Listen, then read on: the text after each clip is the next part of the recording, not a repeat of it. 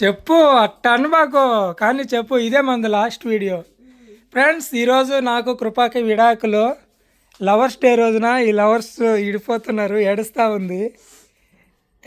ఉంది ఉదయాలే. విడాకులకైతే అది మంజూరు చేస్తున్న అప్లికేషన్ అయితే ఇస్తున్నాను. కృపాకి నా మీద అనుమానం అండి. నేను సీక్రెట్ కాల్ మాట్లాడుతున్నానంట. అలాగే ఇంకేందా చెప్పు. నువ్వు అడిగింది అది వస్తూ మాట మారుస్తుంది అంతలే. నీలాంటిదాన్ని నేను చూడలేదని సీరియస్ అయ్యి చెట్లోకి వెళ్తాను. నా అలాంటిదాన్ని చూడదంటే నేను సీక్రెట్ నీకు తెలియకుండా. అవును, నీలాంటిదాన్ని ఎక్కడ చూడలా. నీలాగా మొగుడిని ప్రేమించా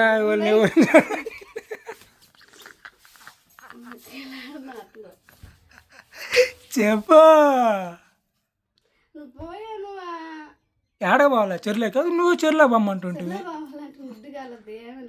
ఏం కాలద్దా? Video recording అవుతున్నాడా? ఏం కాలద్దు చెప్ప.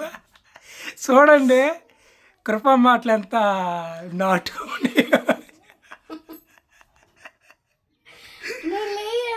ఫ్రెండ్స్, ఈరోజు నిద్రలేసి లవర్స్ డే కదా, కేక్ తెచ్చుకుందాం ఇద్దరు. మన లవ్ స్టోరీ చెప్దామని సబ్స్క్రైబర్లు కానీ ప్లాన్ చేస్తే నిద్రలేయగానే గొడవ చిన్న గొడవ. నాకు చాలా బాధ అనిపించింది.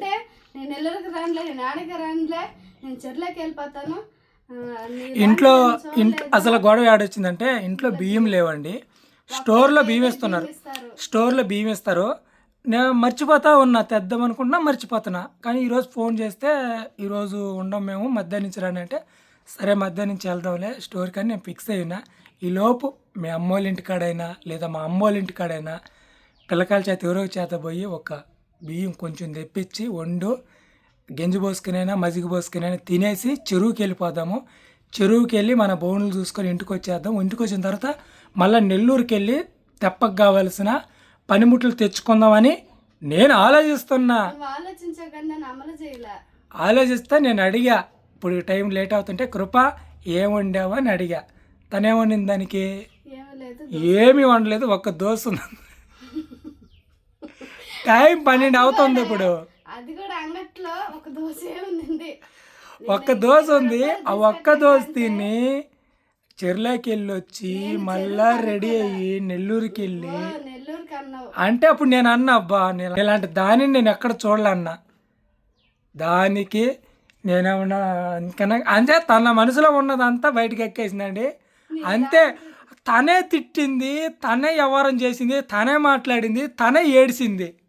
నేనేం చేయాలి? నాకు పీజీ అసలు నోట్లోంచి మాట రాలే. ఏం మాట్లాడో అర్థం కాదు. ఈరోజు లవర్స్ డే. కొట్టబాకు.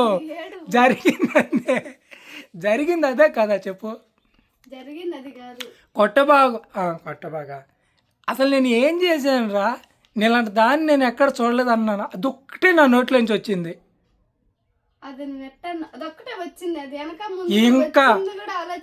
ఇంకా అసలు నేను ఏం మాట్లాడలే. అన్ని మాట్లాడేసింది, గొడ్ల సైజ్ చేసింది, బ్యాగ్కి గొడ్లు పెట్టేసింది. ఏందో నాయన, ఇలాంటి నాకు ఎప్పుడు సరి అనుభవం అవ్వలేదా? కృప చిన్నోళ్ళని కృప నాకు టార్చర్ చేయబాక. ఈ తెలియదు నాక ఈ గొడవలు. ఒకవేళ నువ్వు మీ అమ్మ ఇంటికి వెళ్ళిపోతే నీ వెనకే నేను వస్తా అంతే. నువ్వు వెళ్ళిపోయి నిన్ను వదిలేసి రాలేను కదా. అట్టా ఏంది నువ్వు? ఈరోజు లవర్స్ డే, మనం మంచిగా మన లవ్ స్టోరీలు చెప్పుకుందాం. నేనేం చేశాను? నేను ఇలాంటి దాన్ని చూడలేదన్నా. అవును, తప్పు ఏముందా? నిజంగా నేను ఇలాంటి దాన్ని అసలు ఇప్పుడు చూడలే. ఎన్ని మాటలు కవ్వించావు నువ్వా? నువ్వు కవ్వించడం కాదు, అంతలా దాన్ని బట్టి నేను మాట్లాడినా. బియ్యం లేవన్నా 1వ తేదీ నుంచి బియ్యం ఇస్తారు. ఈరోజు 14వ తేదీ. మొన్న కాదు హైలైట్ కంటే హైలైట్ అది. అసలు ఏడు పైలట్ ఎట్ట ఏడిసావు? వీడియో రికార్డింగ్ చేయలేప్పుడు ఏడువా.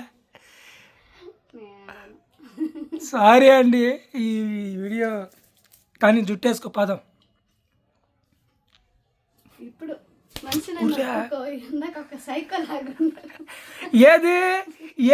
ఏది సైకో? నీలాంటి దాన్ని చూడలేదన్న సైకో అదా? నేను రెడీ అమ్మని చెప్పాడు. నేను ఆ టన్నులో నేను అన్ని మాటలు మాట్లాడలే. నేను గమ్ముగా పడుకొని ఆలోచించారే. ఫస్ట్ ఏమన్నాను, కృప అన్నం వండేవా అన్న. అన్నం వండలంది. మరి ఏమని తినడానికంటే ఒక్క దోశ ఉందన్నావు. నాకు బాగా నేనేమో ఆలోచించుకున్నాను, ఈ ఒక్క దోశ తిని చెరువులోకి పోయి వచ్చి మళ్ళీ నెల్లూరుకి పోవాలా, ఇది కరెక్ట్ కాదు. ఇది అంతకుముందు ఉదయాన్నే ఏం జరిగింది, నువ్వు బియ్యం తెస్తేనే అన్నం వండుతాను లేకపోతే వండనే ఉంది. అప్పుడు నేను ఏమనుకున్నాను, రే కృప ఏమైనా గట్టిది, మాట అంటే మాట మీద ఉంది అంటే అన్నం ఈ రోజు బియ్యం తేకుంటే ఈ రోజు అంతా అన్నం వండదేమో అని ఫిక్స్ అయిపోయినాను. పైకి లేచి నీలాంటి దాన్ని నేను ఎక్కడ చూడలేదన్న. ఇంకా దానికి నువ్వేమన్నావు, అన్ని మాటల ఒక్కదాంతో వస్తాయి. ఎందుకంటే అది ఎట్ట వచ్చింది చూడండి, కృప నిజ స్వరూపం ఇది. అన్ని దారులు తిప్పితే ఏదో ఒక దారిలో అంతే. ఆ ఒక్క మాట ఏడు చేసింది. నేను వెళ్ళిపోతాను, ఎక్కడన్నా వెళ్ళిపోతాను. ఇంకా హలో ఏందా, 20 రూపాయలు ఎత్తుకొని నాస్టా నేను అప్లోడ్ చేస్తా గొడవలు అనేటి ఆగండి. గట్టి పెట్టింది. ఈ రోజు మాకు ఇంట్లో లేదు, మేము ఆగాగు టౌన్కి వెళ్తానని చెప్పి నాది కూడా చెప్పి తిను.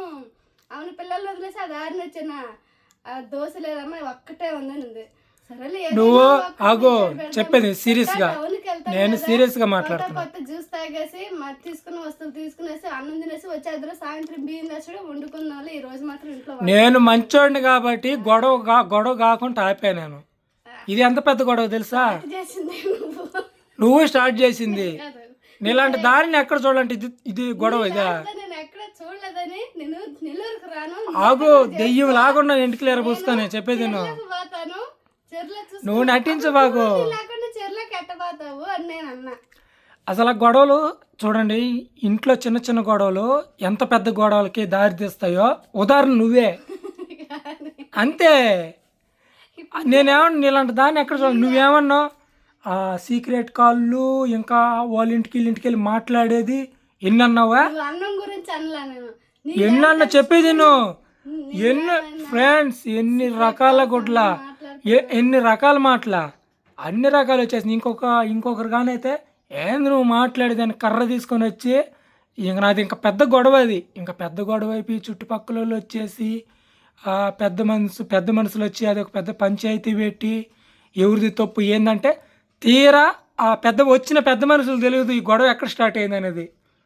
ఎక్కడ స్టార్ట్ అయింది, అసలు ఏం జరిగింది మీ మధ్య అని అడిగినప్పుడు ఏం చెప్తావు, నేనేమి లేదయ్యా అన్నం వండలేదు అంది, నేను అంటే దాన్ని చూడలేదని నేను చెప్పినప్పుడు ఆ వచ్చిన పెద్ద మనుషులకి తీసుకొచ్చిన ఈ పెద్ద మనిషికి అందరూ పరువు బాబింది. చిన్నదండి, చాలా చిన్న గొడవ.